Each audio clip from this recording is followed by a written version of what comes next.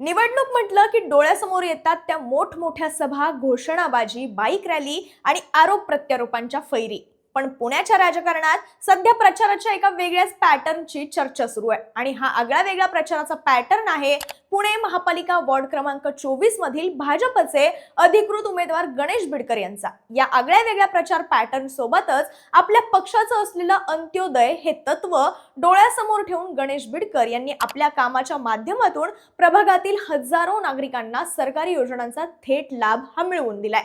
आजच्या या व्हिडिओच्या माध्यमातून बिडकरांच्या आगळ्या वेगळ्या प्रचार पॅटर्न बाबत आणि त्यांनी नागरिकांना कोणकोणत्या योजनांचा लाभ मिळवून दिला त्याबद्दल जाणून घेऊयात. नमस्कार, मी शीतल आणि तुम्ही पाहताय द पॉलिटिक्स.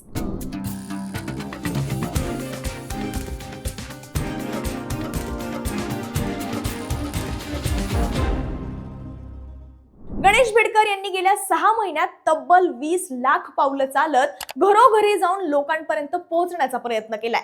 या दरम्यान त्यांनी 60,000 नागरिकांशी थेट संवाद साधलाय. यासोबतच बिडकरांनी त्यांच्या प्रभागात सुरू केलेल्या महा ई सेवा केंद्रातून थेट सरकारी योजनांचा आजवर 27,000 नागरिकांना लाभ झाल्याचं प्रभागातील नागरिक सांगतात. खरं तर राजकारणात जनसंपर्क हा फार महत्त्वाचा असतो असं बोललं जातं, पण गणेश बिडकर यांनी या जनसंपर्काची व्याख्याच बदलली आहे असंही बोललं जातंय. त्याचं कारण म्हणजे गेल्या 6 ते 7 महिन्यांच्या काळात बिडकर यांनी प्रभागातील नागरिकांच्या घरोघरी जाऊन तब्बल 20 लाख पावलं चालण्याचा टप्पा पूर्ण केलाय.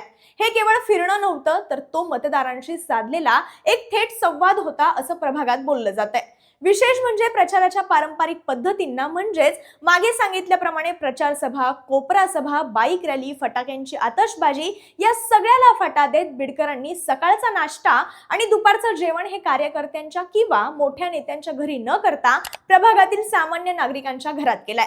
यातून त्यांनी मी तुमच्यातलाच एक आहे हा विश्वास निर्माण केलाय असं तिथले मतदार सांगतायत. यातून बिडकरांनी आपल्या कामाचा अहवाल लोकांच्या उंबरठ्यापर्यंत नेण्यावर भर दिल्याचं दिसतंय.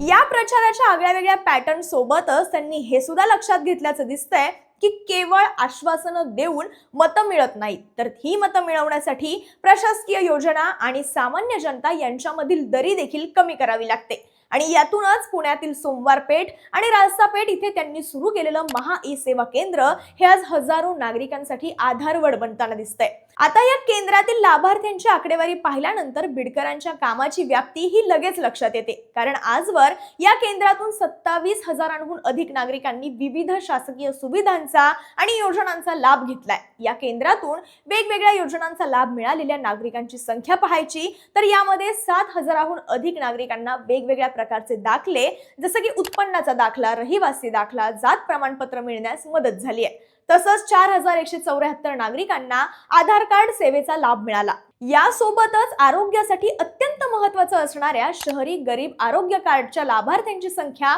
ही 4,000 आहे. पुढे 4,429 नागरिकांना मतदान ओळखपत्र मिळवण्यास, 1,800 नागरिकांना ई श्रम कार्ड मिळण्यास मदत झाली. या व्यतिरिक्त ज्येष्ठ नागरिकांची ओळखपत्र आणि रेशन कार्ड यांसारखी महत्त्वाची कागदपत्र ही इथे विनामूल्य उपलब्ध करून देण्यात येतात. राजकारणात कोणत्याही नेत्याचं यश हे त्याच्या टीमवर आणि कार्यकर्त्यांवर अवलंबून असतं असं म्हणतात. त्याप्रमाणेच बिडकर यांनी त्यांच्या टीमला, कार्यकर्त्यांना केवळ प्रचारासाठी वापरलं नाही, तर त्यांना विशेष प्रशिक्षण देऊन प्रशासकीय कामात तरबेज केल्याचं दिसतंय. ही बिडकरांची टीम ई सेवा केंद्राच्या माध्यमातून प्रशासन आणि सर्वसामान्य नागरिक यांच्यातील दुवा बनली आहे असं बोललं जातंय. कारण जेव्हा एखादा नागरिक केंद्रावर येतो तेव्हा त्याला केवळ माहिती दिली जात नाही, तर त्या व्यक्तीचं काम पूर्ण होईपर्यंत बिडकर यांच्या कार्यकर्त्यांकडून, टीमकडून पाठपुरावा केला जातो. यामुळेच आज जेव्हा बिडकर जनसंपर्क मोहिमेसाठी घराबाहेर पडतात तेव्हा जवळपास प्रत्येक घरातील नागरिक सरकारी योजनांचा लाभ मिळाल्याबद्दल त्यांचे आभार मानताना पाहायला मिळतात. आता बिडकर यांनी केवळ नागरिकांना सरकारी योजनांचा लाभ देण्यावर भर दिलाय का?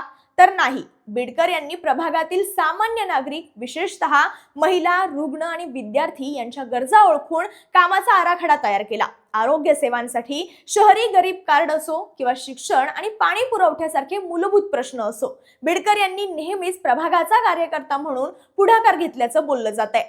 पाणी पुरवठा, रस्ते, ड्रेनेज यांसारख्या महानगरपालिकेच्या अखत्यारीत येणाऱ्या कामांमध्ये त्यांनी दिलेलं लक्ष आणि महापालिकेच्या योजना तळागाळापर्यंत लोकांपर्यंत पोहोचवण्याचं कामही त्यांनी उत्तम प्रकारे पार पाडलं असं बोललं जात आहे। त्यामुळे गणेश बिडकर यांच्या या संपूर्ण कार्यपद्धतीकडे पाहिल्यानंतर एक गोष्ट ही प्रकर्षाने जाणवते आणि ती म्हणजे सातत्य।